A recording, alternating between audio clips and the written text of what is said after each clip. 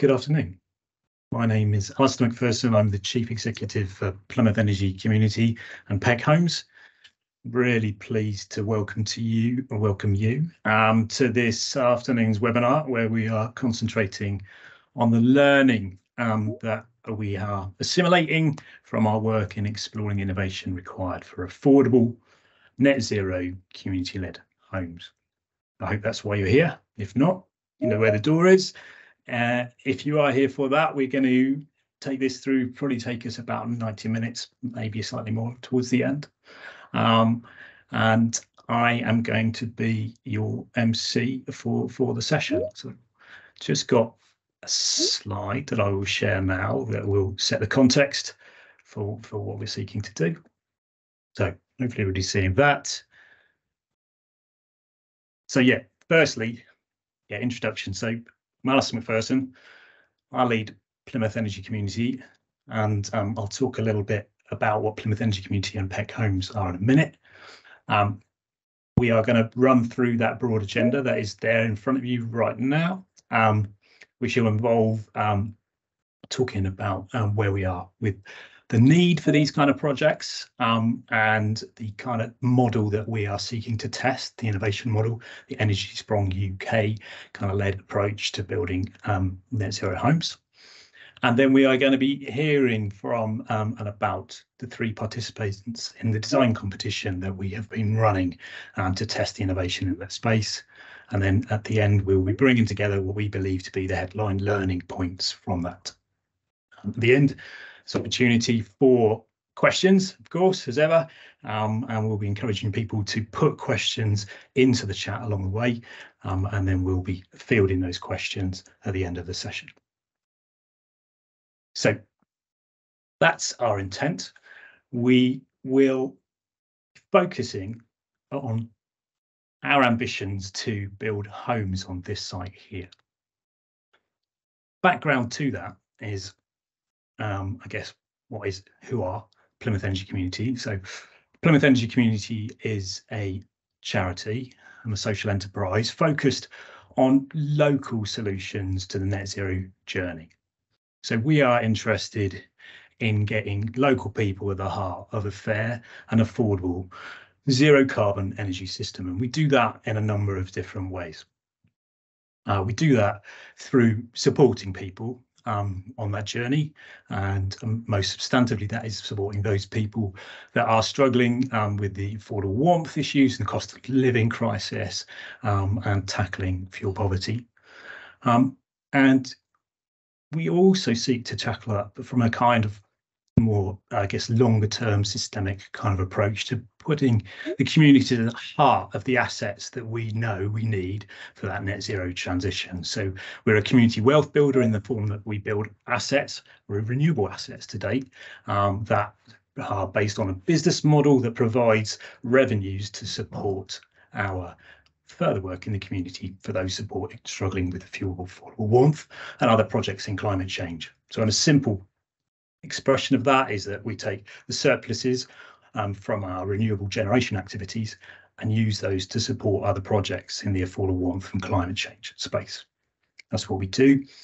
Since we've been established since 2013, and we've now grown to an organisation, or a suite of organisations that turn over about 2.2 million with a full-time staff cohort of 25. We own and manage 25% of the city's renewable generation capacity, and we're on track to make that more like 50 to 75% through projects currently in pipeline. Where does Peck Homes sit in that? So Peck Homes we have established as a community-led community land trust with an ambition to become a provider of community-led, high-quality, affordable zero carbon homes. And the site before you on that screen is the site that we're testing that. Peck Homes starts from the fact that the current approach to building homes is not compatible with Plymouth or the national objective of being zero carbon by either 2030 or 2050, whichever date you take. We are not moving quickly enough on that journey. And there is a need to develop and design solutions that deliver low energy, high performance buildings that are both affordable and replicable. Tech Homes aims to demonstrate the viability of that goal by developing 40 zero carbon homes on that site in front of you, and to provide those homes to local residents at affordable rents. We want to do that in a way that acts as a flagship for innovation that can be replicated across the sector. We are not interested in a one-off grand design. We wish to use the work and the effort that we're putting in now to nudge the dial, to move the agenda forward. So it is really important for us that this scheme demonstrates a cost model that can support replicability and scalability. So to do that, we've been seeking to apply the Dutch Energiesprong approach to which is actually a building retrofit approach to the building of new homes. And this is the first time that that's been approached in England. This involves an innovative design, build, and performance guaranteed contracting approach, and an associated innovation in the way that we procure. We are kind of the mind that, this net zero challenge isn't one of technology. It is one about how we assimilate and pull together technologies in a different way. And so our approach is seeking to utilise the innovation we know there is out there in the market, but just to deliver on those simple outcomes for us. So we've been exploring those innovations inherent in that approach through a design competition that has been running since November. And we've gathered you here today to share the emerging learning that is coming from that. That's the game. That's who we are. That's what we're doing. We're not doing that by ourselves. So Plymouth Energy Community is here developing this work with Tech Homes. We'll be hearing from the partners that have been involved with the design competition, Classic Builders, Top Hat, Kin. We're supported by an excellent client side, a technical advice team. We'll be hearing from Plymouth City Council, who are a massive support of this and been alongside us throughout the journey. Homes England have supported us with Plymouth with Community-Led Housing Fund. We are supported today in the design competition through the Energy Industry Voluntary Redress Fund that is managed by Energy Saving Trust. And we'll be also hearing from Energiesprong UK. So we're not doing this by ourselves, not at all. It's a collaborative bit. And on the screen in front of you today, we've got many of those collaborators and they'll be speaking to you. So I don't know if I'm just going to run around the field. And if you could wave, Fenella, if you could say hello. Fenella from Top Hat. Alex will be speaking to from Kin, and we'll introduce you a little bit further. We've got Zubin, who's there working with Top Hat as well. If you could give a wave to the audience, that'd be great. We've got Tom, who is our development manager from Ecomotive, and he has been supporting us with the management and the competition together, and we'll be sharing the learning. We've also got James and Justin from the PEC team, and because they're supporting with community engagement, and Justin's been involved with this throughout in terms of like supporting us on some of the technical energy side of things. Ian Hutchcroft, wave Ian from thinking so from Energiesprong UK, and we've got Neil who will be speaking in just a minute from the City Council. So that's our team. A word from our sponsors. I think that's where we are in terms of my role, in terms of kicking and setting the context. That was my intent. I will, dip in and out through this to try and stitch together the various different presentations, and then come back to run the Q&A once those have run through. So I think without further ado, I'd like to introduce Neil Mawson, who is the Plymouth City Council's Housing Delivery Manager and has been working very closely with us on that. And Neil, the floor is yours. Thank you, Alistair. If you just bear with me a second while I share some slides, hopefully this will load in just a sec. See that? Yep. Perfect. Good. Okay. Good afternoon, everybody. Great to see you all. My name is Neil Mawson. As Alistair said, I'm the Housing Delivery Manager for Plymouth City Council. My role is to manage a small team of delivery officers to maximise delivery of affordable housing in the city.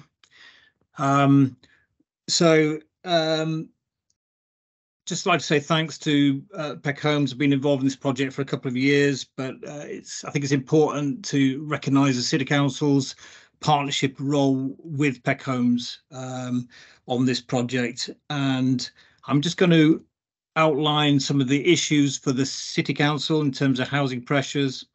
I'm going to look at the City Council's response to those pressures, and then specifically look at how Kings Tamerton meets and addresses the challenges that I've outlined. I've only got 5 minutes, so it's going to be a very quick whiz through. So hopefully the screen will move forward. Yes, okay, so just to set the context of this development and address the issue that Alistair was raising, you know, why are we looking at this? Why is the City Council involved in this project?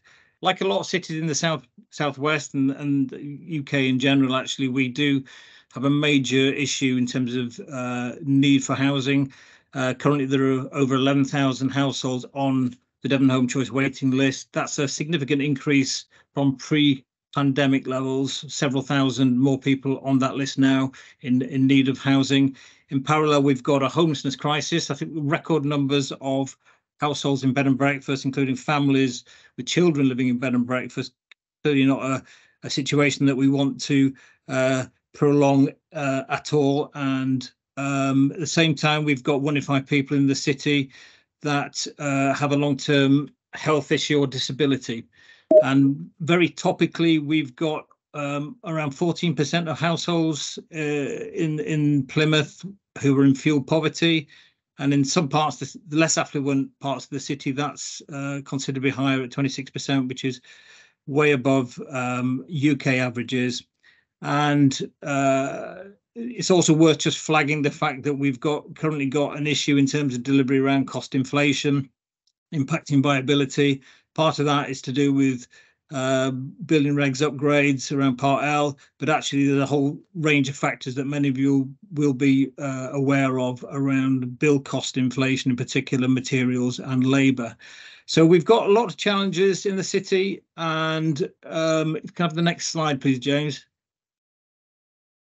So how the City Council responding to those challenges? Well, primarily, this is through an initiative known as Plan for Homes. We're currently on the 3rd iteration of Plan for Homes. And this primarily is a set of initiatives around land and finance, so using council assets to intervene in the market to deliver higher levels of affordable housing than otherwise would be delivered. So in particular, the aim of Plan for Homes is to increase and accelerate new affordable housing delivery. Sorry, if you just go back to 2, that's it. And to do this in innovative ways, as you can clearly see how Peck Homes' approach here ticks that box. But also in recent years, in particular, since the declaration of the climate emergency in the city, moving towards net zero carbon and low carbon homes is an important aspect that this project will help meet. So the City Council's primary involvement is as landowner.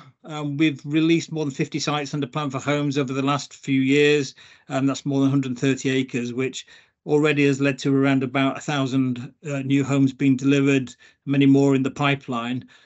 Kings Tamerton is one of those sites, City Council owned, and in many cases we're making land available to housing association partners and any partner really who can help us deliver higher levels of affordable housing. Our planning policy is 30% in the city, affordable homes, but actually on Plan for Home sites, we're in general delivering something like around 50%. So you can see we're getting good value for the land, even when that's released at nominal value to help achieve a viable and deliverable scheme. So this is a site that we've been working with Peck Homes on for a number of years, and specifically in relation to the Kings Tamerton project, we've been successful in securing government funding, in particular land release funding from the One Public Estate team in government, and £600,000 has been allocated to the project to help unlock the site and in particular deal with the challenging access and some of the abnormal costs associated with that.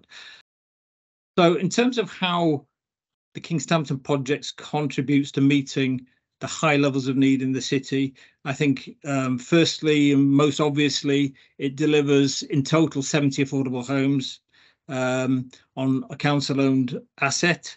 That's a small but significant contribution to the overall need in the city, meeting a range of needs from one-bedroomed through to four-bedroomed needs. Clearly, the Energiesprong and the net zero carbon approach is helping us encourage innovation in the city and setting an exemplar development that raises the bar in terms of what other developers are achieving in the city. And I think that's a really important aspect, especially since the declaration of the climate emergency. And in fact, Kingshampton has been designated a flagship project under the Climate Emergency Action Plan, and therefore has a high level of support and priority for City Council officers and politicians. Again, very topically, it helps us find solutions to fuel poverty at a time of very high energy costs, and that's another very significant aspect that meets the strategic priorities of the city. And finally, I think the project helps demonstrate the value of working in partnership with both existing partners, but also new organisations. We've never done a housing project. In fact, Peck Homes haven't done a housing project up to now, and this is the first one that we're working with them on. And we're excited to see how this development progresses and sets a new example in the city. That's it from me, really. I understand there is an opportunity to ask questions later in the webinar, and if you, I'll stick around, and if you have any other questions about the City Council's role in this project, then I'll be happy to try and answer those. Many thanks. Thank you, Neil. Brilliant, great introduction. And so that sets the scene in terms of the housing challenge in Plymouth. And hopefully the kind of nature of the collaboration. Plymouth Energy Community is we work in various ways with the council, the root of our success is in the depth of that partnership. Peck Homes is another kind of exploration in that. I'm going to next introduce Ian Hutchcroft, who is a director of Energiesprong UK. He's going to talk about the challenge of zero carbon homes at a strategic level and the Energiesprong approach to tackling it. Thanks, Alistair. Hi, everyone. It's good to see you all. So I'm just going to talk through what is the problem that we're trying to solve here with the Kingshampton project. This is a very innovative project, as already been said by Neil and Alistair, and it's a first for us as Energiesprong UK. It's the first new build scheme that has used the Energiesprong approach here in England.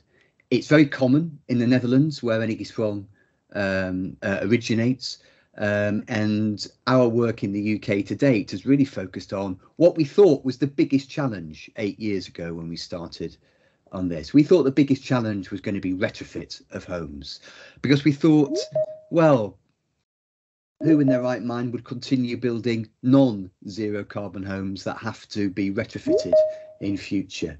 We thought that would solve itself very quickly, and of course it hasn't.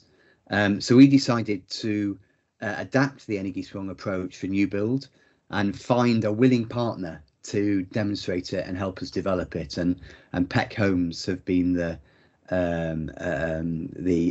partner that we've worked through on this first project. So the problem we're trying to solve really is really a systemic problem. It's a set of challenges, and by systemic I mean that we can't solve any of those individual challenges without solving all the others as well.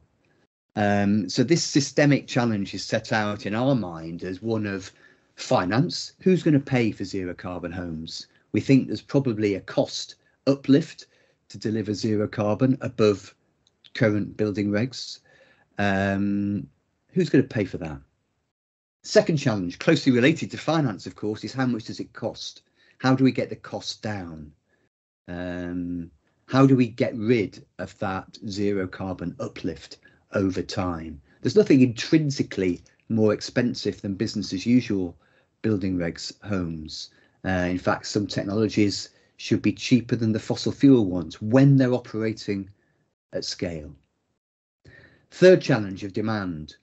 Who wants a zero carbon home? Well, everybody has to want a zero carbon home for it to really work at scale. And that, by everyone, I mean the building owner and the building developer, the building residents and the building funders and financiers. Everybody has to want to deliver zero carbon homes to make it work and get that demand up. And it's not just about zero carbon, it's about really desirable, affordable, lovable homes that everybody wants to live in. That's what we have to create. Fourth challenge, scale. You know, we don't need to do this just in Kings Tamberton. We need to do it everywhere. We have a national target of 300,000 new homes a year to be built every year for a long time into the future. And all of those homes have to be zero carbon. So this has to be much more than just about Kings Tamberton and any other nice to have pilot project or demonstration project. This has to be common practice. So how do we get there? And the fifth and final challenge we've got here is one of performance. Zero carbon has to mean actual, real, lived zero carbon, not just designed zero carbon. And we all know that there is a big gap very often between the modelled, designed performance of buildings and their actual lived performance in the real world. So that's a summary of some of the systemic challenges that are facing us in terms of delivering zero carbon homes. So how does the Energiesprong approach overcome those? Well, first of all, on finance, we drive a different business model, one that uses money that was being spent inefficiently on energy by the resident, turning a good proportion of that into money that finances the capital cost of delivering the zero carbon home. Secondly, on cost, we focused on cost reduction by industrialisation, using modern methods of construction which can deliver very high quality in a controlled environment with reducing cost when that market gets to scale. On demand, we produce homes that look great and feel great inside, but what's more, they're guaranteed to be comfortable every day for an affordable, guaranteed price. Something that should be very attractive when we compare to what we're all living in at the moment in terms of high cost homes to heat and power. In terms of scale, well, industrialisation is a very important part, not just of cost reduction, but scaling up as well to deliver everywhere. We haven't got the labour to deliver retrofit and new build housing to a zero carbon standard at the pace we require using traditional approaches, traditional artisanal on-site approaches. We need to industrialise the construction sector very rapidly. And then finally, how do we overcome that performance gap? Well, first of all, every Energiesprong home, whether it's new build or retrofitted, is monitored for its comfort, its energy use, its energy generation, and its cost of operation and its comfort every day, every year for the lifetime of the building. And what's more, that performance is guaranteed by the company, the solution provider we call them, by the solution provider that delivers the scheme. They guarantee that performance, which guarantees savings, which creates the secure financing option to fund zero carbon. So that's the Energiesprong approach in something of a nutshell. And what we used here as a cornerstone of the procurement for the Kings Tamberton project and any future Energiesprong project was an outcome-based performance specification. So as Alistair said, the contract that we've let to our solution provider is an integrated design and build and guarantee of performance long-term contract, all in one contract. And the entity that provides that contract, it could be a vertically integrated company that can provide all of that themselves. It could be a consortium of companies that can do that, or it could be something more traditional like the main contractor, the construction sector main contractor approach. And actually we had an example of all of those options within our design competition that you're going to hear some more about after me. So this outcome-based performance specification that we procured against, we said what we want you to deliver for us are homes that have net zero energy consumption. And that's important because over the course of a year, we want these homes to generate as much electricity as they consume. Sometimes they export to the grid and sometimes they import, but over the course of a year, they'll be net energy neutral. And the reason we use that is it's, well, first of all, it's easy to understand and it's easy to measure. But secondly, it really drives a fabric first approach. It really gets that demand down. And that's important because it unlocks the business model, really. And it also ensures maximisation of the generation from the site. Secondly, that fabric first approach is enshrined by a very keen maximum target for space heating, the thermal performance of the building. Then we ask for a guaranteed bundle of comfort of plug power for lights, appliances and plugs, hot water every day, enough for household size and property size every day of the year, and warm rooms, more in living rooms, 21 degrees C in living, 18 in bedrooms, every day of the year for an affordable energy cost, but also a guaranteed and affordable long-term maintenance cost for the building owner. So what we've created here with this outcome-based specification is the parameters of electricity and energy, of comfort and cost for the resident and the building owner, together with the capital cost of delivering the scheme. We've created the parameters within which there is a sweet spot for everybody, the resident, the building owner and the contractor. And our challenge to our design competition was find us that sweet spot, and we procured on the base of the best sweet spot that we could find, factoring in all those issues. So that's another important part of the Energiesprong approach that we used here.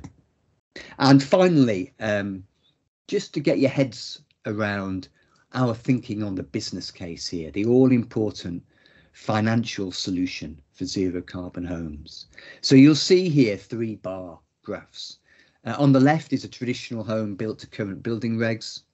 The orange at the top is the cost to the resident of heating their home using gas.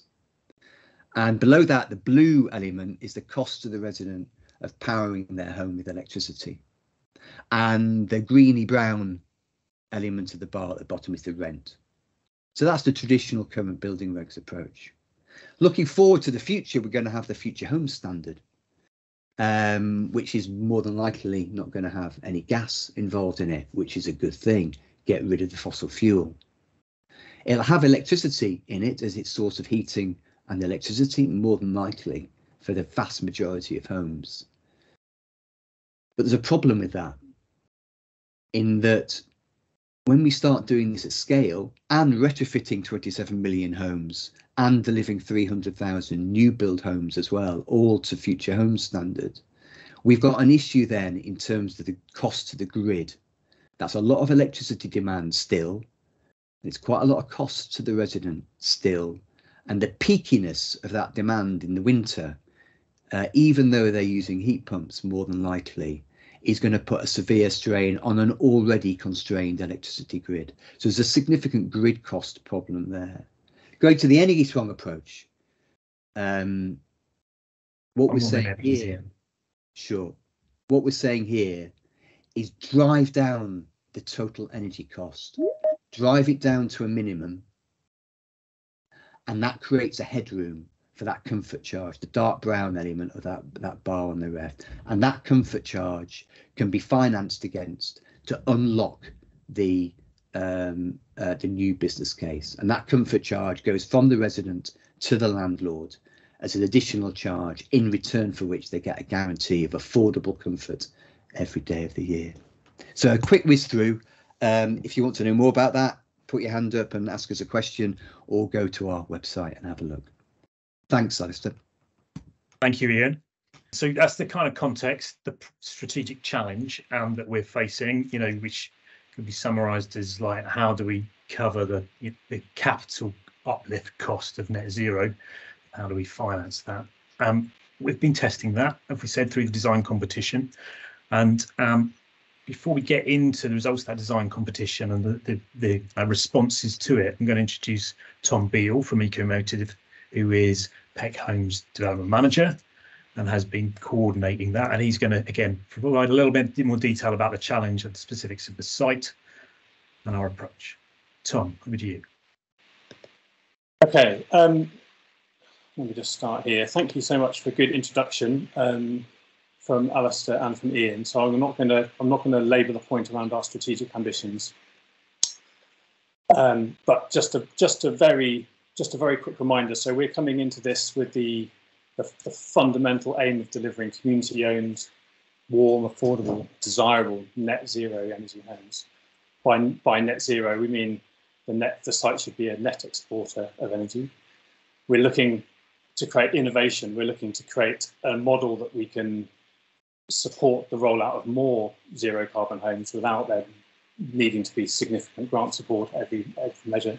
We're looking to drive down energy maintenance costs, and we're looking to really sort of spark some change in the supply chain as well. As the innovation piece has been the kind of the fundamental driver for this project for Peck Homes. So that's an important background to why we've gone down the route of having a design competition, which we're going to hear more about in a moment. I just saw Rachel's question around the finance model, and I did think it's like, in a sense, the finance model is the crucial part of the innovation from my perspective as development manager, as the person tasked with getting these homes delivered. And I guess from that perspective, just a very simple reiteration of that, with somewhat less of the complexity that Ian laid out. But we're moving from a model where we're seeing the experience for the resident of the homes being, on the one hand, they pay rents to their landlord, and on the other hand, they pay an energy bill to their utility provider for gas and electricity, to a model where the resident pays rent and a comfort charge to the housing association. That enables the housing association to invest in a much, much higher energy performance, and that is paid back over time.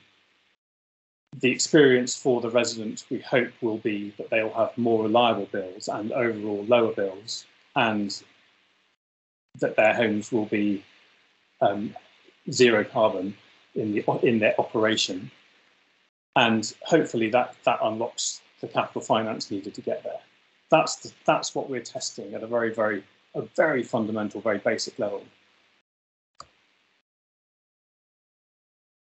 This is the master plan that was already developed for the King's Hamilton site that Alistair shared with you earlier, courtesy of Clifton Emery Architects. The outline planning for the site was received in 2021 for 70 homes.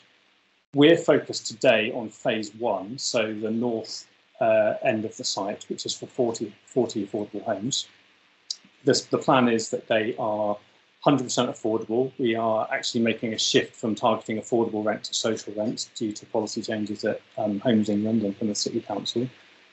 Overall, it's a 6-acre site, but phase 1 is just over half of that. It's an incredibly challenging site.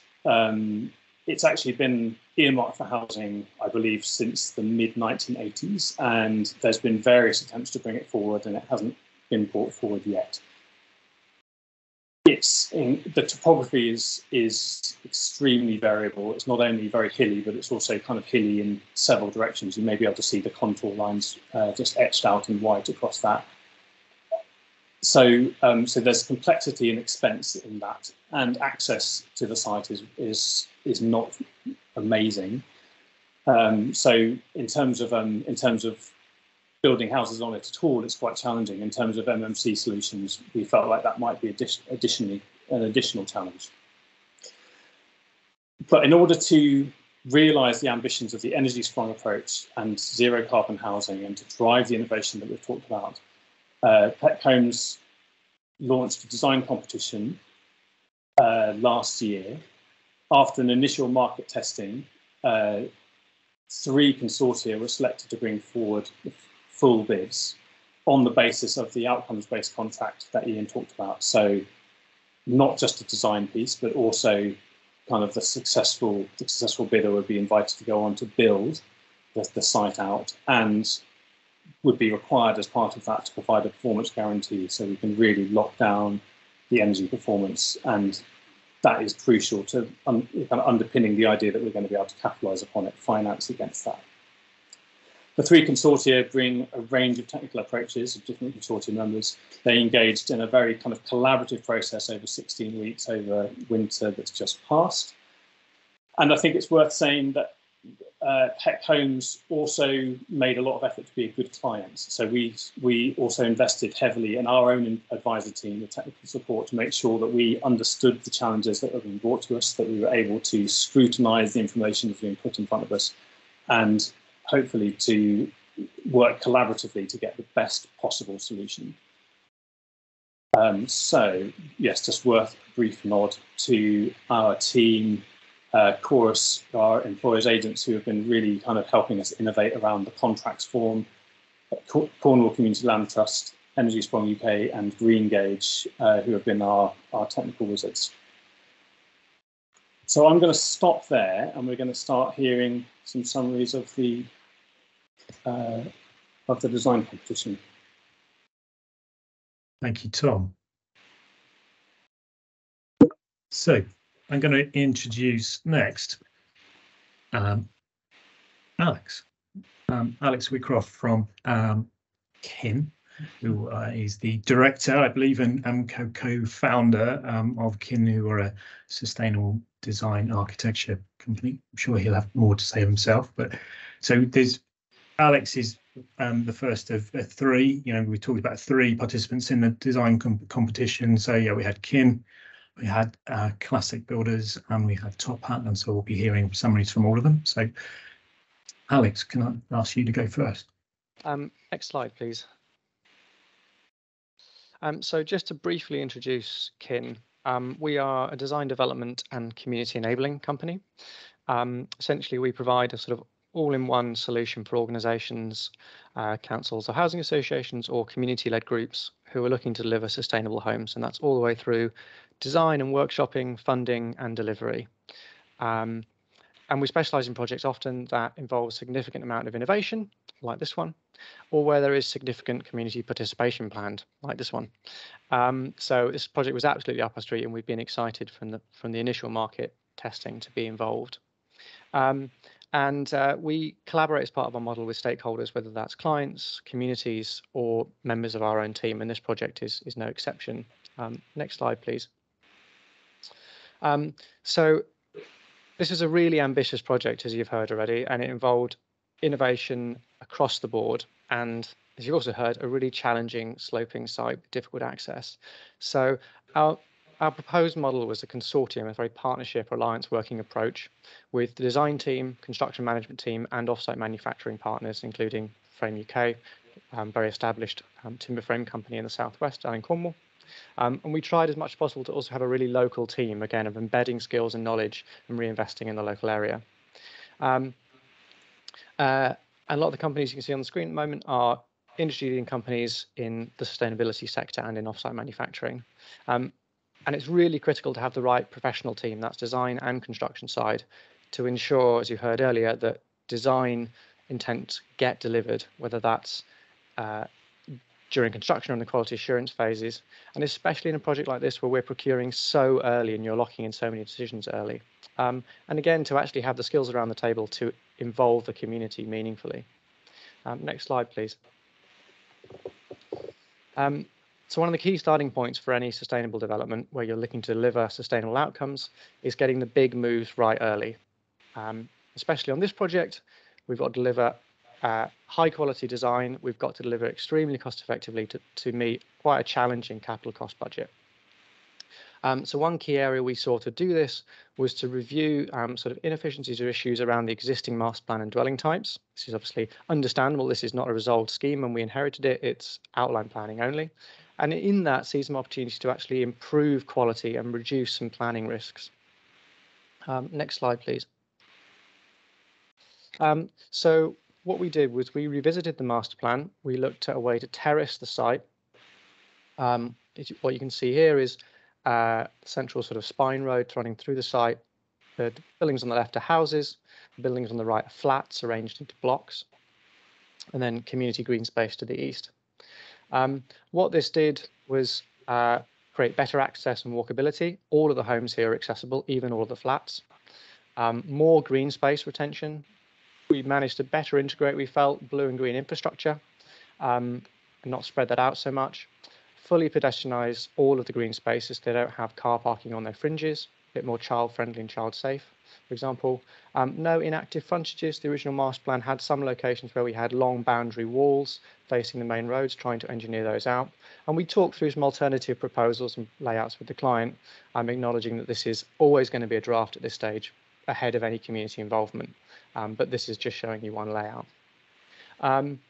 We also worked really hard to design out cost, risk and environmental impact. So some examples here that this master plan you're seeing on the screen has got about 50% of the hard surfacing and site services as the original master plan. So again, a big cost saving and a big in the ground risk saving.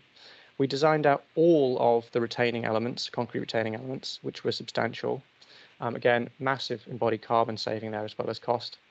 We managed to balance the cut and fill on the site, so no soil needs to be removed from this site under this plan.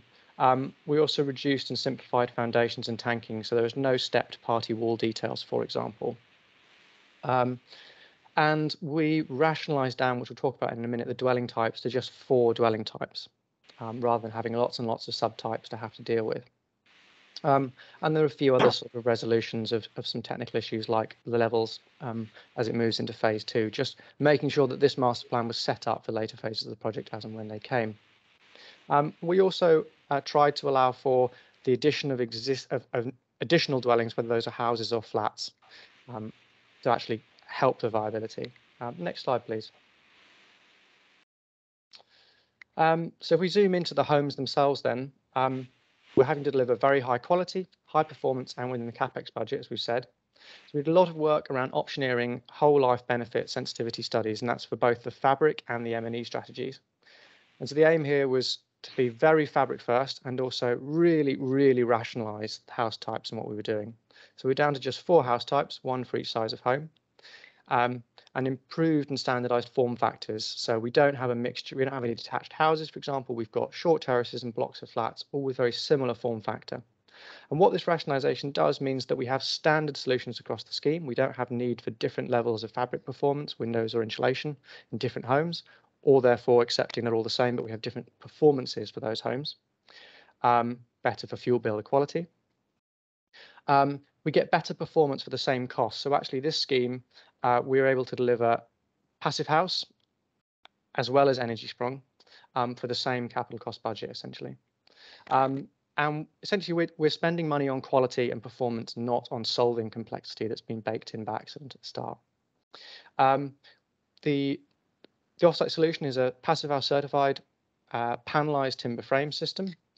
It's a very low embodied carbon, guaranteed performance. This is a certified system that's well tried and tested in the southwest. And we developed offsite manufactured M&E pods. These are standardized across this whole site, with just small changes in equipment sizing for the different home types, but otherwise a standard module. And those are actually accessible from outside each home. Again, as we talked about earlier, to bring down the ongoing maintenance cost. No liaising with tenants every time you need to do checking MVHR filters or fixing an issue with a heat pump.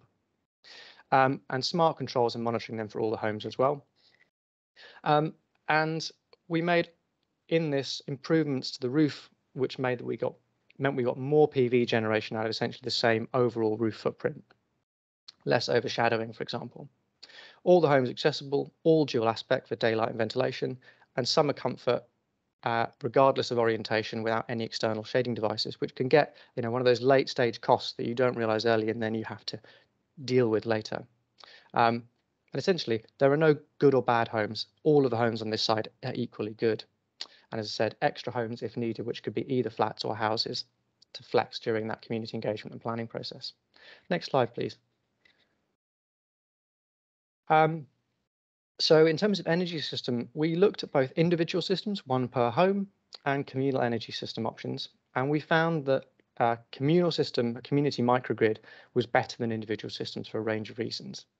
And by community microgrid here, we mean a community has a seat at the table in saying how the grid is operated, rather than it being an opaque and arm's length process, a relationship.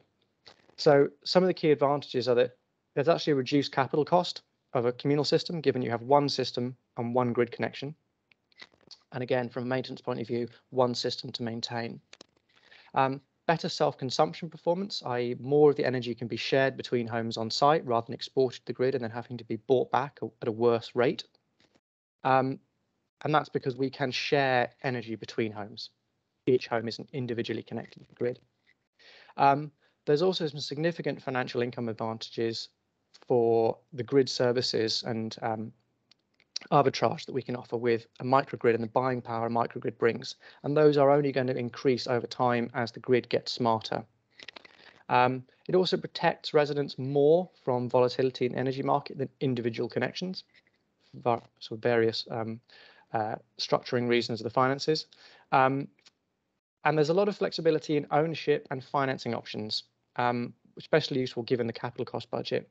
So this could be owned by the housing provider, PSE Homes in this instance, or it could be an external third-party ESCO that runs it. And it can be financed independently of the housing project, whether that's an internal or external ESCO. Helps have a different pot of money. And if it's a third-party ESCO, that money can come from our funding partners, taking a financial burden off of the housing provider. And it can have a comfort charge used to charge the residents, or an affordable per kilowatt hour rate, depending on what best suits the project aims. Here, the comfort charge is the preference with the Energiesprong model. And it's also quite adaptable and scalable because you have one big system that you can plug kit into. So as electric vehicles scale up, that can be plugged into a single big system. You're not worrying about some EVs communal, some EVs in private driveways. Next slide, please. And then just lastly, on the delivery model. So as we've heard, we've had three very different types of group looking at this competition, which is, I guess, very, very exciting from PSE Homes' point of view to see that range of potential innovation. The model that we were looking at, as I said, was a consortium model with both key manufacturing and supply chain and design partners involved, and using a construction management model as the proposal for delivery. And we think this is a really good model. We'd be providing on-cost plot certainty at point of planning, which we think is a sort of a good early stage point to get cost certainty while still allowing community engagement and flexibility prior to the planning process. It's essentially a collaborative approach to risk management, which reduces priced-in risks for abnormals and innovation, which we might otherwise see in a project like this. That's sort of the bleeding edge of sustainability. And it's a very transparent and open book process, so it's much easier for the whole team to respond to input from the client and community. And we think it provides a greater and arguably more appropriate level of client and community control and governance over a project for something that's community-led, compared at least to a very conventional D&B approach. And as mentioned before, the microgrid can be funded separately and actually our side of the table, reducing cost burden to the housing provider. The Energiesprong performance guarantee requirement, our approach to this was an insurance-backed guarantee. So, you know, no matter how big or small an outfit might be or how sophisticated you are about it, there's always a risk that in 29 out of 30 years of performance guarantee later, the company you as a housing provider are dealing with is not in business anymore, and how do you deal with that performance guarantee being backed? So we're looking at an external insurance-backed product, so very robust. And in fact, this offers reduced rates on financing long term, which means that it more than pays for itself in terms of overall project cost balance. So that's it really. We think that our model was a very exciting process, a very exciting project to be involved with, and it was lovely to see a client taking such initiative to have such a robust client-side design team, which really helped the conversations. I'm looking forward to more projects like this and clients with this level of ambition coming forward to the market. Thank you very much. Thank you, Alex. Now, we are running slightly behind our scale, so I'm failing in my role as chair so far, but I'm going to move swiftly on to a summary of the experience that was brought forward by Classic Builders. Classic Builders are a local SME builder working and based here in Plymouth. Unfortunately, Lewis Talbot from Classic was unable to join us this afternoon, but Tom is going to step in and provide a summary of their offer. Tom, thanks, Alistair. So, Classic Builders, as Alistair said, were the most local of our bidders into the design competition, based in Plymouth and with a strong presence across Cornwall and the southwest. Classic Builders are, kind of a very kind of traditional building firm, construction firm, main contractors who have moved very firmly into a space where they are working on net zero projects of various kinds, and they're delivering a lot of affordable housing, particularly for local authority clients. So they brought with them into this project some very, very strong resources, an incredibly strong client team, led by APG Architects in Bristol, whose design you can see in front of you for the site, and also strong strong house types and materials palette, which they have drawn on and only had to innovate slightly in order to very strongly meet the aspirations for the site. They stuck very closely to the original master plan. There was talk of being able to perhaps innovate further in terms of better suiting the layouts to the landscape. But within that, what I think Classic Builders brought into this very strongly was this incredible sense of an integrated landscape design, very strong placemaking, and their palette of materials we found very just warm and kind of very human scaled. So overall, kind of very strong in the areas that you'd expect Classic Builders to be strong on. They brought a lot of detail into the levels, handling the topography of the site, incredible amount of detail in looking at cut and fill and how they can make best use of their house type to suit the topography of the scheme. But the overall impact of it, if I move to the next slide, was really a very, very strongly attractive scheme, which really integrated the housing into the landscape. And as one of the comments has already pointed out, this is a greenfield site in Plymouth. So one of the kind of the key things that Peck Homes was looking for in the design brief was to improve the amenity space. It is, it is a not a terribly high value site ecologically, but it is much loved by local residents.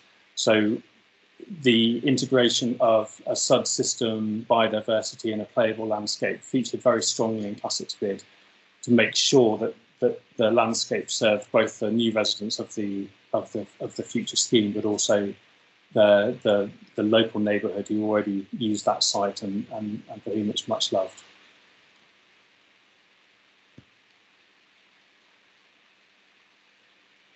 The adjustment of their house types in order to achieve net zero was minimal, really. Ultimately, they adjusted their roof lines to better provide for solar generation, and they were able to tweak some of the servicing services within their house types in order to achieve the energy outcomes we wanted. But the basic house types they brought with them as tried and tested models that we had a great deal of confidence in. Very good secure layouts and kind of very accessible house types, whether they were M42, M43 wheelchair accessible units or not. They were very, very strong. The basis of their approach to the zero carbon is is strongly fabric first, and they've got a build system based on porotherm blocks, which you can see in front of you now, I hope. So these are a moulded clay blocks. So I'm sort of referring to Classic as taking a traditional approach to house building, as in terms of, they're building it out of what are effectively large bricks. There's an argument to say that this approach is pretty novel in the UK, and it is kind of a system build in its own right. And so Classic refer to it as a form of MMC, and they've got a point, absolutely.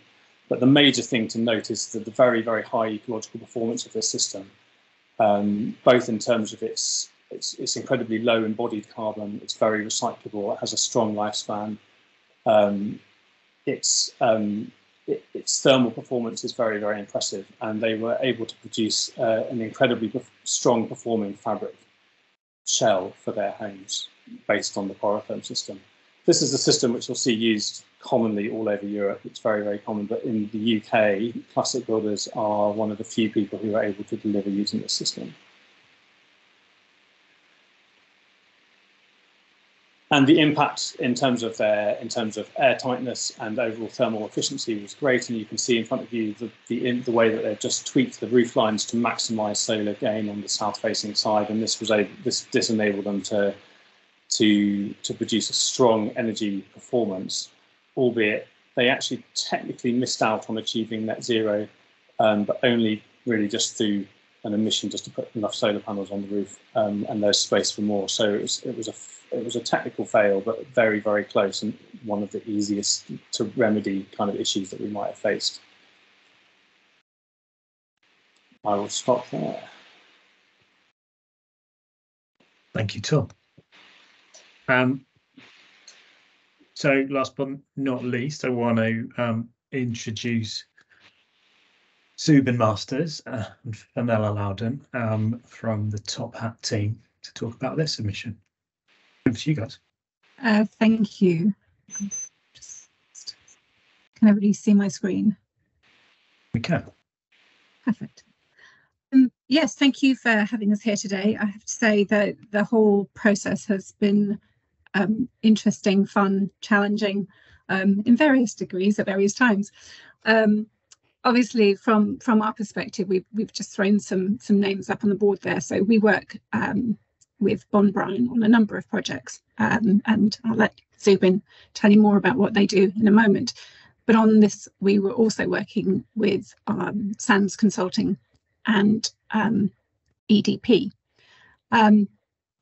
What was a real breath of fresh air was working with the Peck Homes team, and indeed their own consultant team.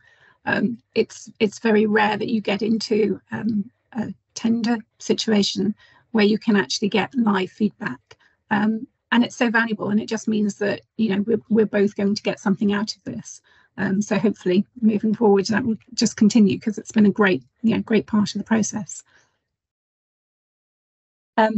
So what do we do? So Top Hat are a volumetric modular house manufacturer. We have standard house designs. They do fit with the nationally designed space standards. We have been working on our product for the last 6 years. We've tested it out on our own proof of concept site. We've done things there that we won't do again. We've learned lots of lessons, but we've learned them and we've corrected them on our own time. One of the huge benefits of being a modular provider is that we can build prototypes. So we can literally test every part of our system and what we do, to the extent that we ship modules down to the south of France and actually burn our homes. We take them out there because there's more room and space, by the way, not just because it'd be a lovely place to go. Part of the reason we do that is because we want to be certain that our homes actually perform in the way that we think they will, which fits really well with what Peck Homes are doing with the Energiesprong approach. It is all about putting your money where your mouth is, and we like that. It's something that we absolutely endorse. So going through this process and coming up with homes that we say will perform in a certain way, but we actually have to financially back to do so, is a real test and something that we're looking forward to. We like to build homes that we want our children to live in, basically. We want them to be affordable, we want them to be desirable. What we find that if you create nice places for people to live in, you develop real communities. If you do that, then residents will buy into the area. You get a real, nice feeling. You get people that actually want to ensure that their neighbourhood stays in the best shape, safe, and all those good things. What it also does from a landlord's perspective is it reduces their costs, so you don't get that churn, that people moving in and out. And often you get people that just want to maintain their properties better and will do a little bit more than perhaps they are contracted to do. Alistair talked earlier about innovation. Top Hat, we have our own research and development team. They have a ring-fence budget. They work on our product, they work on our material choices, and they work on our processes. So it's a full 360 look at our business and how we deliver. Cladding is one of the innovations that we're hugely proud of. Basically, it's a Class 1A rated system. It is in place of a brick slip, but that's the closest that you could probably imagine. It's 3D printed. It does have some aggregate in it, so it looks and feels like a brick. It goes through the same testing as bricks and actually almost slightly better.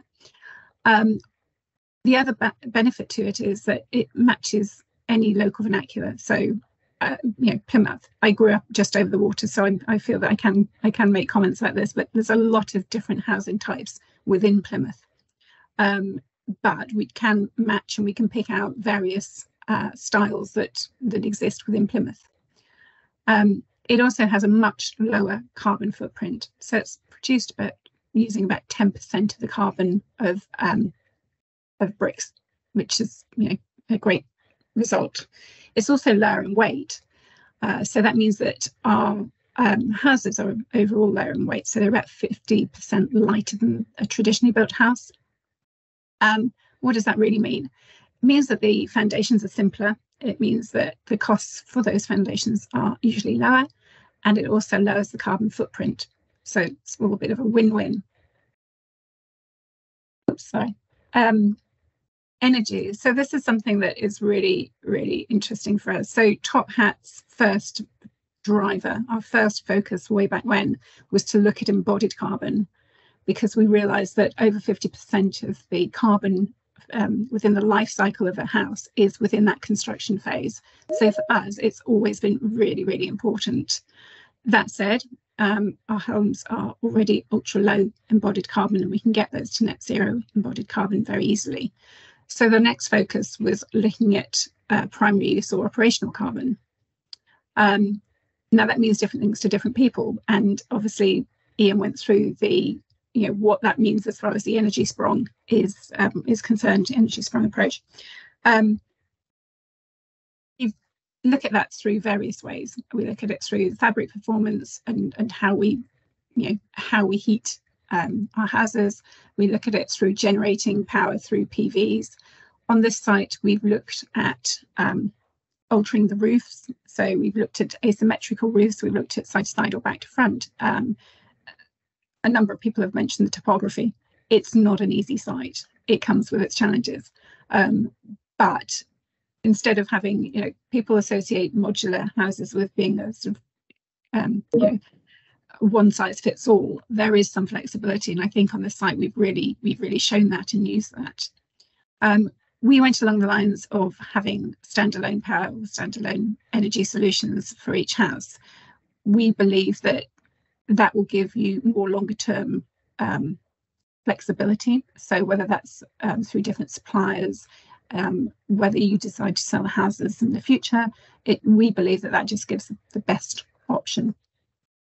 I'm aware we're short of time, and I'm aware that I could bang on about this for the rest of the day, but you do have Zubin here, so I'm going to hand over to Zubin to give you a bit of a brief about how we got to the design we got to. Thank you, Zubin. Thank you, Fenella, and thank you for the introduction, everyone.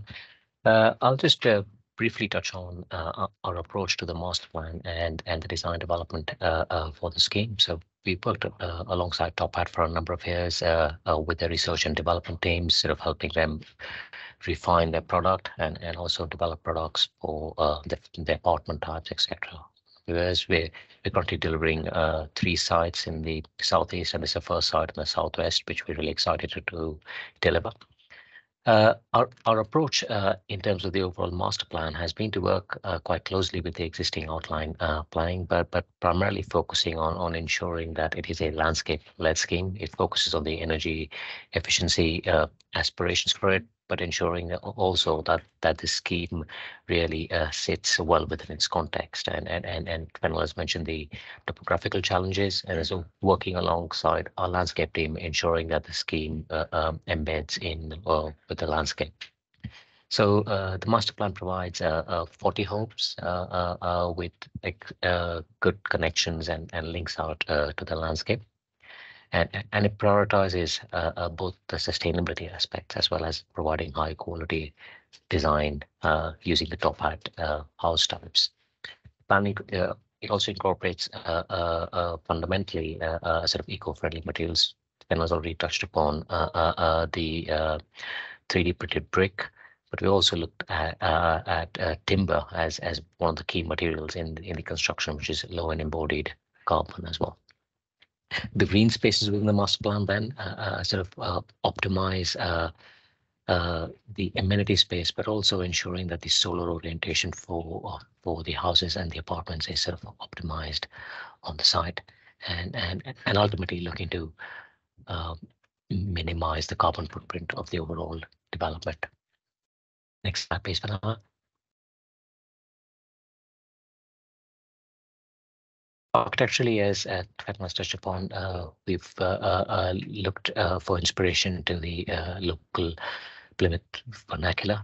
Our aim has been to create simple but elegant and sophisticated residential types, and incorporating elements from the vernacular, some traditional elements, but sort of marrying them with contemporary details and overall providing a sophisticated appearance to the houses.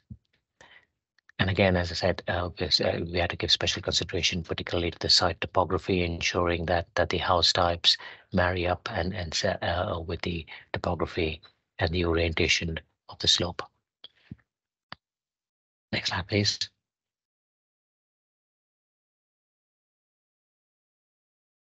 In terms of design, again, having worked closely with Top Hat to develop some of these hard types, one of the key advantages here is the larger windows. Both the larger windows combined with the sort of larger floor to ceiling heights ensures an overall sense of space in the designs, creating bright, airy environments in which people can thrive, bringing the daylight in, and then again connecting out with the landscape and the outdoors.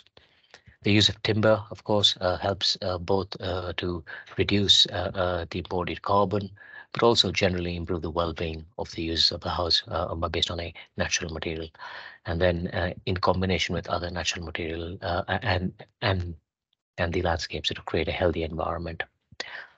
I won't touch on the 3D printed brick because Fennel has done that already, but essentially what that 3D printed brick means, it allows us to bring a rich variety of textures and materials within that. And that ensures that we can create distinctive houses. We can create unique identities to the houses or groups of houses on the development. Next slide, please, Vanilla. And then in terms of the layout, the layouts quite closely follow the Top Hat house types, and there are a variety of those. But essentially, they provide a compact and efficient house types, which ultimately then results in lower operational energy costs as well as lower embodied carbon. But at the same time, we are sort of creating the sort of open plan spaces within the houses and sort of the dual aspect apartments, etc. Fully accessible, of course, all the time. Next slide, please. And then moving on to the landscape elements of the scheme. Essentially, the landscape is designed to create a beautiful setting, enhance the setting of the existing site, and to us, it was not just about creating a beautiful landscape, but also about creating a space with a community that was sustainable but functional and sort of low maintenance, but at the same time high on biodiversity. The retaining walls sort of to create the levels sort of offered as an additional upholstery to actually bring in nature with climbers, etc., on the sort of cabin walls, and also be able to use recycled materials within the cabin walls themselves.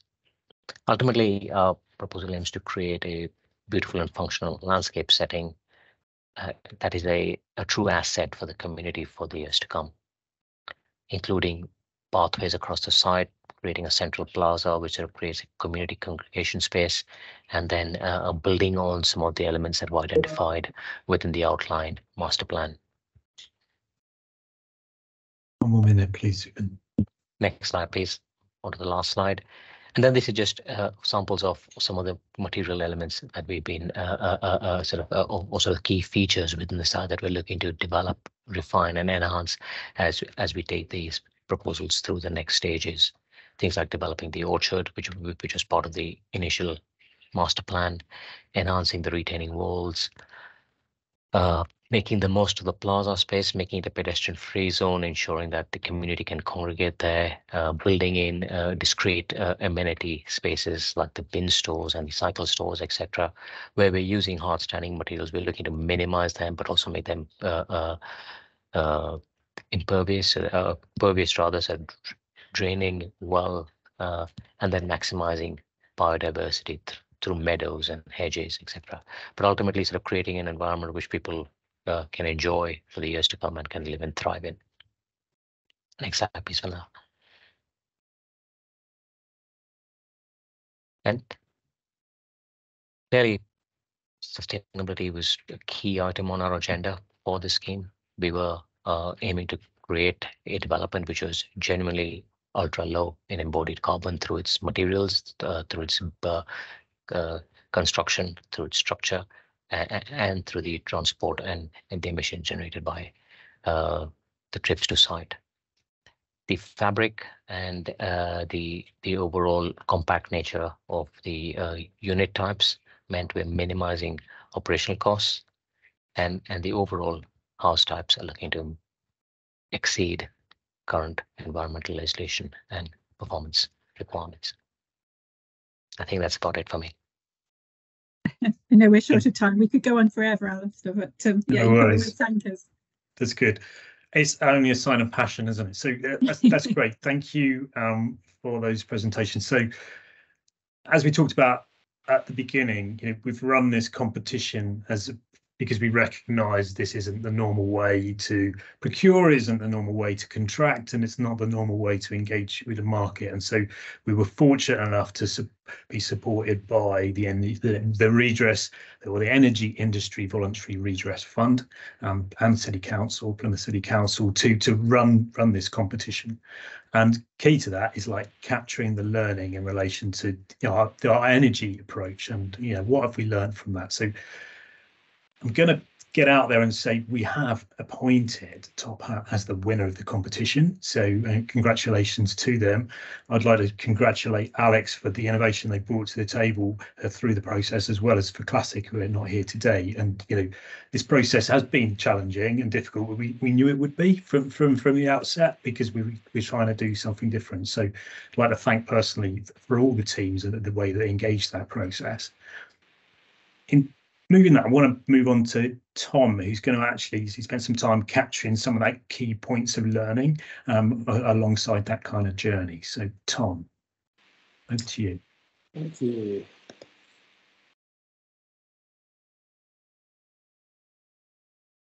No.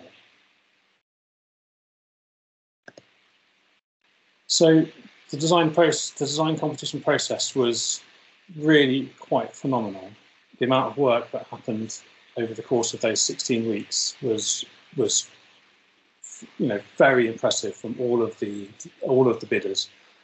And for the PEC team and for our technical consultants, it was especially impressive because we were effectively designing the same scheme 3 times simultaneously on a massive timescale with a huge amount of consultation happening. So we were left reeling both by the quality and kind of the depth of ideas and the depth of technical knowledge that was coming in, and we have tried to draw out what we think are our takeaway points. This is an early pass. We are still very much in the thick of it, and I dare say these learnings will deepen and change. And in particular, one of the kind of the underlying themes is that it's actually was surprisingly difficult to compare 3 different schemes, even though it's on the same site using not radically different technology. But it wasn't terribly easy. But maybe the first headline from me taken away from the design competition process was, in fact, that all 3 bidders were clearly very capable of not just meeting, but also significantly exceeding the specification that we set between Peck Homes and Energiesprong. And perhaps it's that one of the questions we came into this with was, what is the technical innovation that we're going to have to achieve in order to reach net zero? And the answer to that is effectively not as much as we might have thought, not a great deal. That's not to say that there wasn't an incredible amount of effort and innovation happening with all 3 of the bidders. They were all attempting to push the boundaries in different ways. But nevertheless, the vast majority of the technology deployed was not needing to be terribly innovative. And the vast majority of it was standard, commonly available technology. So we know that technology is there to achieve zero carbon already. Where I think the innovation is, what's the crucial thing is in how it's delivered, and that was what really stood out with the bidders, was how they deployed the technology within their designs, how they integrated fabric and energy systems together, where they sought the balance points to achieve best value for money, and how they were very carefully specifying exactly the right piece of kit for the best communication, the optimization, the best efficiencies within the system. And overall, the variety between the approaches was not, radically different in terms of approach. There were a few elements of innovation that I think we were excited to see. The question around the microgrid is something we'll come back to in a couple of slides' time, and I think also it's probably worth mentioning kind of the in particular Alex's work on producing the energy pods as externally accessible service units was hugely impressive and really kind of attracted us as the prospect of managing quite complex energy systems within rented homes, where we would need access to the properties in order to do maintenance, was very attractive to us. But the headline really was effectively kind of, zero carbon technology is not far away, it's accessible already. Absolutely crucial question we were coming into this with was, what is the uplift required to achieve zero carbon in housing? For Kings Tamerton, the top hat solution demonstrated that uplift is about 6%. I think 6.4% was where we were at. The range is fairly wide here, and what I've tried to do is to take I've taken a price by meter squared and left off the external work. So I'm trying to exclude the kind of the cost of the topography, which really skews the cost comparisons between the different designs.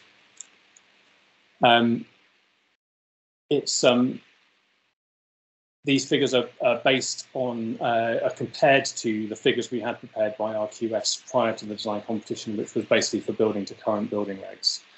And these figures also included the price of the performance guarantee, which I thought was also hugely impressive. It's an important part of our specification and our contract is we have the performance guarantee, and the fact that the uplift not only achieves net zero but also the guarantee was extremely heartening.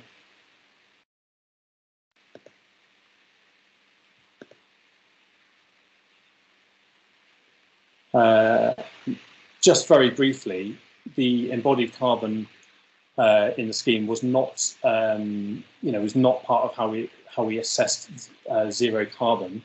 We found the comparisons between embodied carbon and between the different bids extremely complicated and quite difficult to do accurately. But the headline takeaway was that for all three of the bidders, regardless of those complications, what they're actually proposing far exceeds both business as usual cases, but also the target set by LETI 2030. So hugely positive in terms of embodied carbon. The Energiesprong approach so far at this stage in the project looks also to be working very, very well. So I hope I've got the figures right in this slide. It's always a little bit awkward when you've prepared your presentation and the government changed the energy price cap on the morning that you're about to give the presentation. But our comfort charge still sits at about 63% of the average household energy bill. More than that, it also provides cost certainty. So with the combination of the buffer provided by the comfort charge and the performance guarantee provided by the housing provider, the solution provider, we're able really to feel like we're able to guarantee a cost price for residents. So it's two things. It's both cheaper and it's more predictable. We haven't really got as far as forecasting the point at which the comfort charge would fall away. However, the purpose of it is to pay for the capital uplift needed in the fabric and the services in order to achieve zero carbon. So that leaves the possibility, the potential, and I think the expectation that at some point, whether that be 25 years or 40 years in the future, the comfort charge would fall away entirely, leaving, you can see from the graph, I think, very low predicted energy use.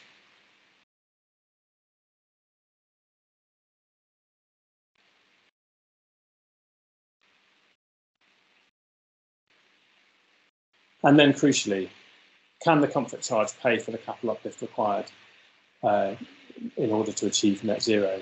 And the answer to that from an early pass at these questions is that yes, it can. In fact, it seems impressively well balanced. So the gross uplift that we require to achieve the higher level of energy performance compared to our baseline figures was in the region of £600,000, £580,000, and the estimated capital uplift that we can acquire by capitalising the revenue streams from the guaranteed comfort charge was around 575,000. So it's a very, very good fit, effectively. Hugely positive at this stage to see something which is so well balanced. The task now is that we have to take that to the market and actually look for finance providers who are interested to help us realise that capital. There is interest out there. There's a lot of people interested in supporting zero carbon housing. Some providers have been in the market for a long time and several new ones, but we feel very, very optimistic on the basis of these figures.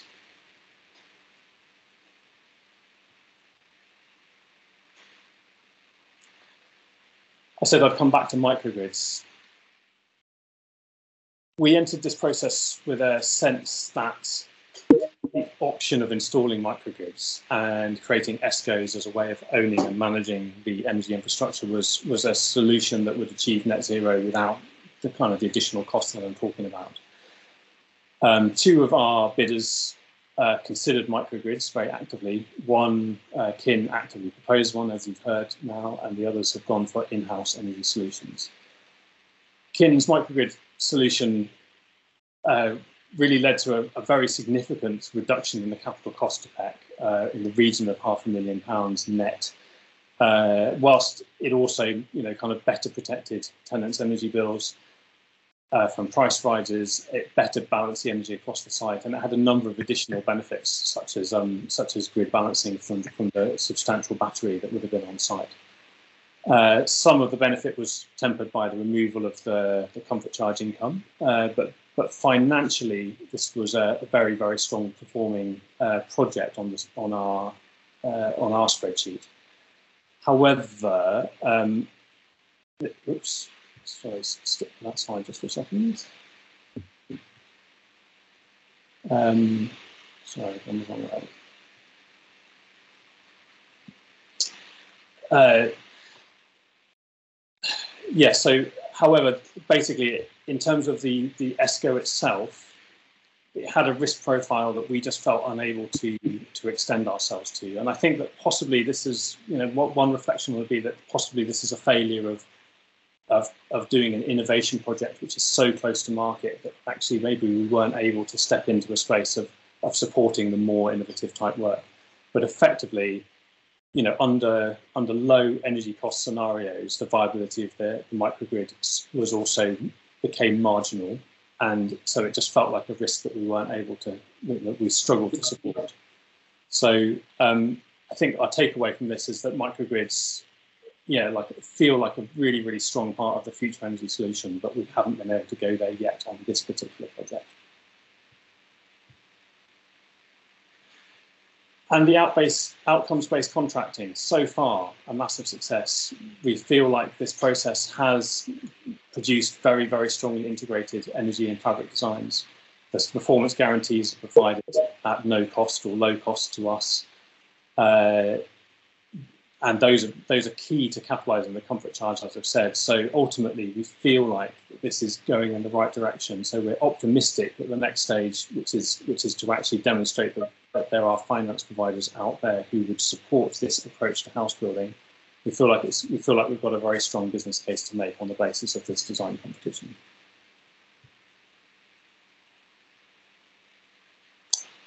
And then where I wanted to finish, I think, really was the headline, the final headline, I guess, is to say that it's still about good housing delivery. We've spent a lot of time talking about energy solutions. We've talked about fabric performance. We've talked about energy generation and balancing the energy on site. All of the solution providers relatively easily provided designs that could meet these higher standards. The challenge was really one of providing that within good design, within a good value proposition, a design that made sense of the place, provided healthy, vibrant, living landscapes and healthy communities. All three of the proposals really did that very, very well, but ultimately achieving a viable design in the current market conditions, which are extremely challenging, is kind of the crucial part of this. So yes, and zero carbon housing is distinctly possible, and of course hugely needed, but it doesn't detract from the importance of the basics of good housing delivery.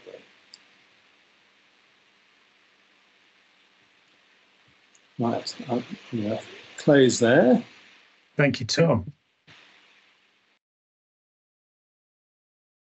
Right.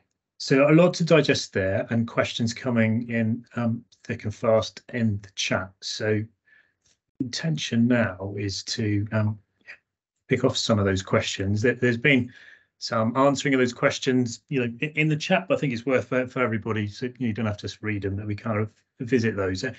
A headline one that we're frequently kind of testing. What do we mean when we're talking about zero carbon? What do we mean? Can we just talk about that one in relation to this project? How did we define that? And Ian, can I ask you just to come in terms of the Energiesprong definition? Can you just iterate that?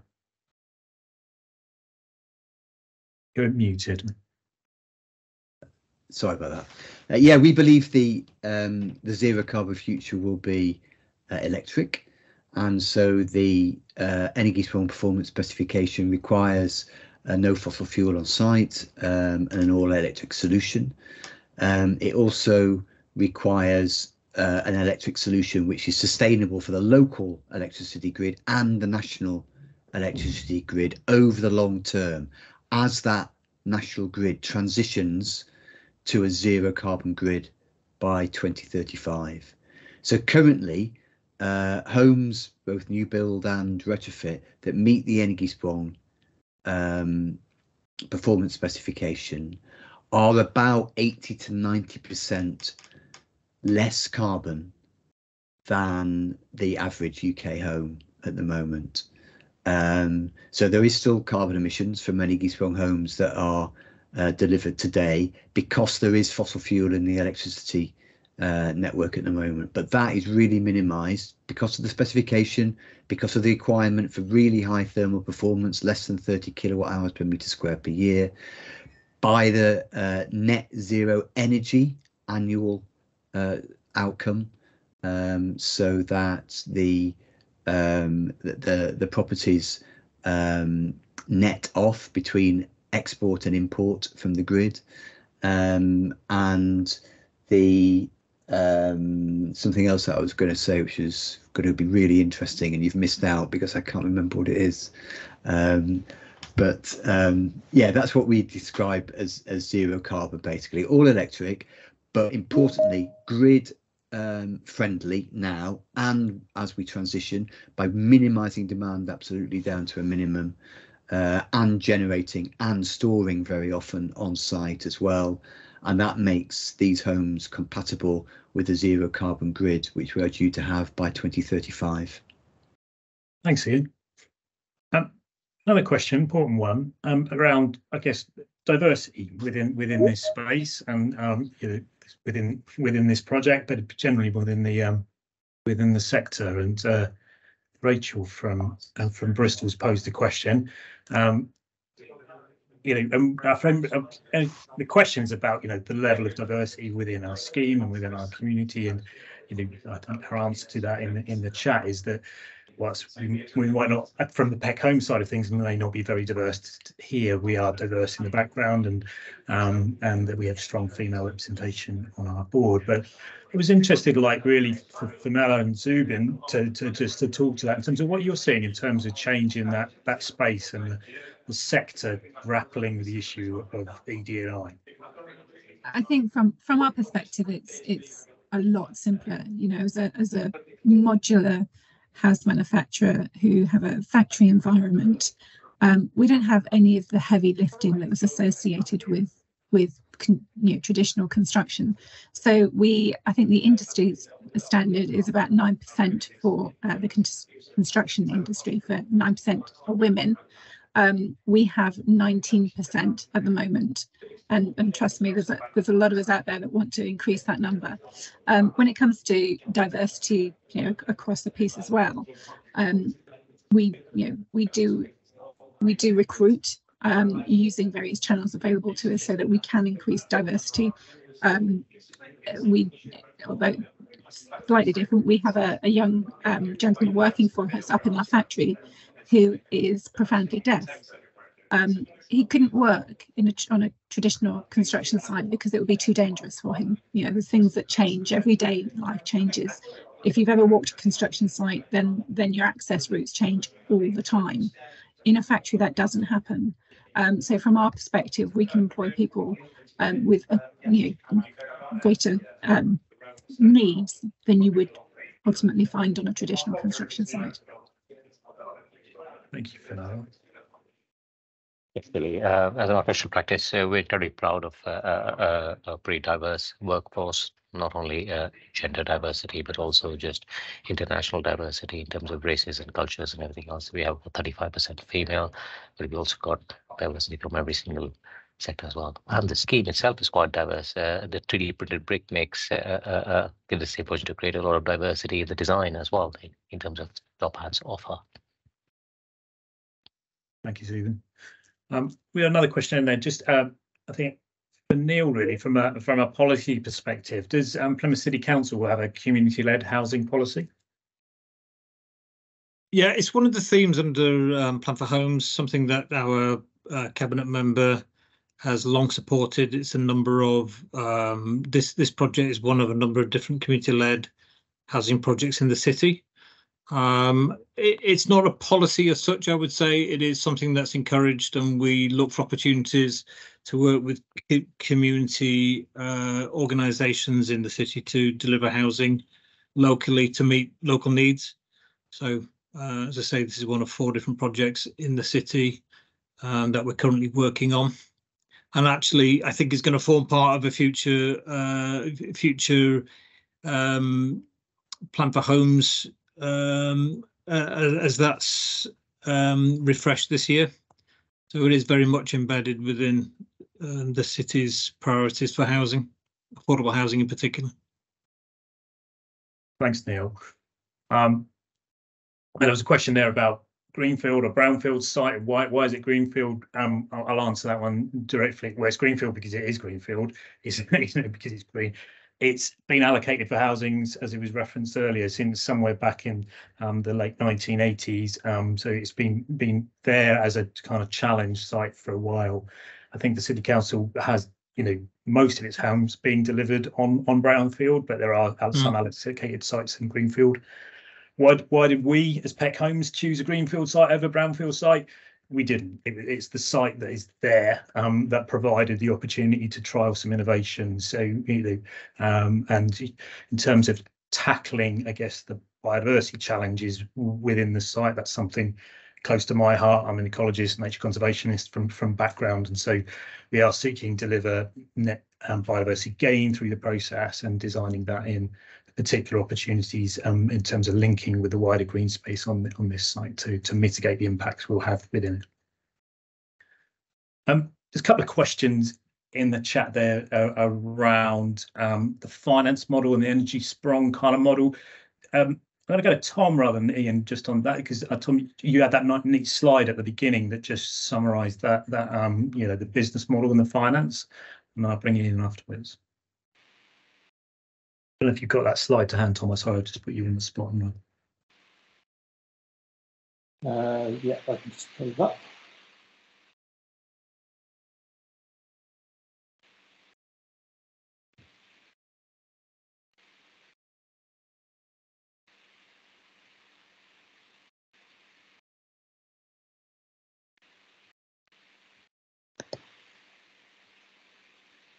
That's the one. That's the one. Yeah, so I just quickly reiterate the business model for us? Yeah, please. So yes, from our point of view, the homes would be rented out on a fairly standard lease, but as a service additional to lease would be the obligation to pay the comfort charge. We're saying pay a predictable amount of money. In exchange for that, you get to use a reasonable amount of electricity for free, plus you have a home that is guaranteed to be warm and comfortable. The difference being is that it's warm and comfortable not because we're burning a huge amount of fossil fuel gas, but because the homes are well designed, so it needs very, very low heating input. But such heating as it does need comes from an air source heat pump, and that is powered. It's basically powered by electricity coming either off the solar panels on the roof or it's coming directly from the grid in the middle of winter. But all of that is effectively a service rolled up within the comfort charge. The net cost of that, we are saying, is going to be in the region of a few £100 to a couple of £100 a year, whereas the comfort charge will be in the range of £950 for a one-bed apartment up to around £1,700 for a large family house. That provides us with revenue which we can take to the bank and say, this is guaranteed revenue. Will you lend us money on the back of that? So the slide I showed at the end in terms of estimating how much money we'd be able to borrow on the back of that for this scheme, I'm estimating it to be above £500,000, hopefully as much as £575,000 for the scheme, which basically kind of helps pay for the energy uplift associated with achieving net zero. So up front, we need to invest in that higher energy performance. This gives us a mechanism to do that. Hopefully that's relatively clear. Alistair? That's it, yeah. Thank you, Tom. So yeah, again, headline essay question was for us with how do we finance the capital cost of net zero? And so this model, and yeah, we Peck Homes naively set about trying to think about how we could apply the Energiesprong model, which is utilising that in the retrofit context. to the new build context. And the slide here, I think, tells a very positive story. It's early again, it's early doors, it's first pass of our learning, but this gives us great confidence to move forward with this model. There was another question that I think possibly from the same contributor, sure, but it was about how has it changed, or how Energiesprong has been cut its teeth in the retrofit space. How have we modified it? Have we modified it at all? How does it fit with new build? Ian? We haven't changed it very much, actually. We changed the performance specification a little to make it applicable for new build, but the headline outcomes are pretty much the same. The comfort plan agreement that works between the landlord and the resident for paying the comfort plan charge from resident to landlord, which is a kind of a share of their energy bill savings versus a traditional built home. That's pretty much the same. We think that works pretty much the same as a standalone comfort charge, but we think there are some opportunities now to integrate the comfort charge with a new tenancy agreement, and there are very few existing social landlords who want to rewrite their tenancy agreements. But seeing as PEC is a new RP, I think we're starting with a blank piece of paper. So that's one thing we're going to investigate as our next stage. And I think I just make a comment on the finance strategy, is that I hope what's come across to you is that we're making a case here for spending more costs less. Spending more on the capital can cost less in the operation and less overall costs, because we've reduced the energy costs so much over the long term and have got a guarantee of that. That's the most significant part of the finance strategy, I would say, and worth bearing in mind. And the other thing I'd say is that this is a prototype, essentially, first in this country. Prototypes are normally 10 times more expensive than the mass market product that results. We've already shown that the prototype is cost effective. Imagine what it will be like when the approaches and technologies that we need for zero carbon that are being shown and used in these solutions are commonplace. Think about what the price can be then. We might not need a comfort plan charge, or actually there might be a way to deliver more affordable housing in the future, or housing that is more affordable than the current, using this business case in the future. Thanks, Ian. If we wind back a few years, the Energiesprong approach kind of seemed to fit quite neatly with PEC Home's kind of community-led housing, net zero housing ambitions, because of the way it framed things as an outcome. So communities often aren't kind of experienced in the technical need, that they desire something very clear. And what we liked about the Energiesprong approach was just that simple statement. There was a kind of accessible, engageable kind of with a broader kind of audience. Alex, if we bring you in here, so we entered the market with a different ask in that respect, and as an outcome-based spec, you're used to kind of responding to tenders. Can you talk to us about how that, what your response to an outcome-based spec? I guess it didn't feel like too much of an adjustment for us. I think all of our work, whatever source, comes from outcome-based specs. That really is what we do. And so I think what was very exciting and interesting, I guess, was to see how PEC Homes have put together this hybrid model of, we need what might normally contractually lead us towards a very conventional DAB approach. We need to procure that early in the process for kind of delivery certainty and trajectory, but actually how do you as a landlord bring on the right team, your side of the table? How do you engage in a way that drives innovation and doesn't just drive lowest common denominator, business as usual approaches, which can, without that kind of innovation and drive from the client side, you can have sustainable outcomes, community outcomes as the lead on paper, but in reality the procurement process doesn't allow that.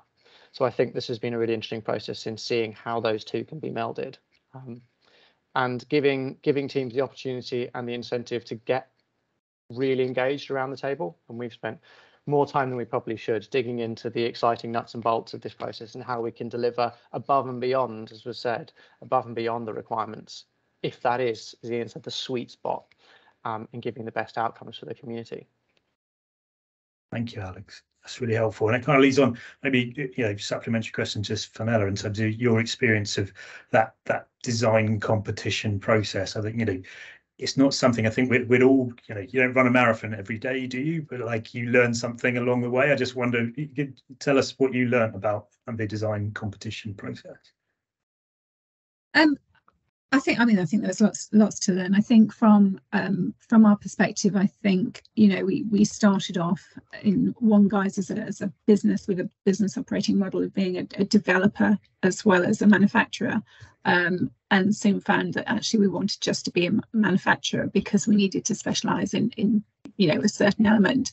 And I think for us it's about bringing on partners, and we do have we have relationships with key suppliers like Bond Bryan. That's why Zuben's on the call now, because I think you truly need to understand each other's business and what you do. And I think what the difference with this process is that we got that understanding. So often as Alex said, what comes across on paper is there's list of drivers and objectives, but actually you don't get to talk to people about what that actually means. It's just very much black and white, very much one-dimensional. And here I feel that we've spoken to people, and some of this process has been quite complicated. So we've had the right people in the room at the right time. And again, as part of most tenders, you don't have that opportunity, so you don't get that knowledge. So therefore, either one party or the other feels that they're slightly let down because they didn't quite get what they wanted. But hopefully, because of this collaborative approach, we understand each other a lot more. We understand what our drivers are. We understand what each party needs, because it is always this, this sort of holistic approach to get the best result. So yeah, really exciting. Thank you.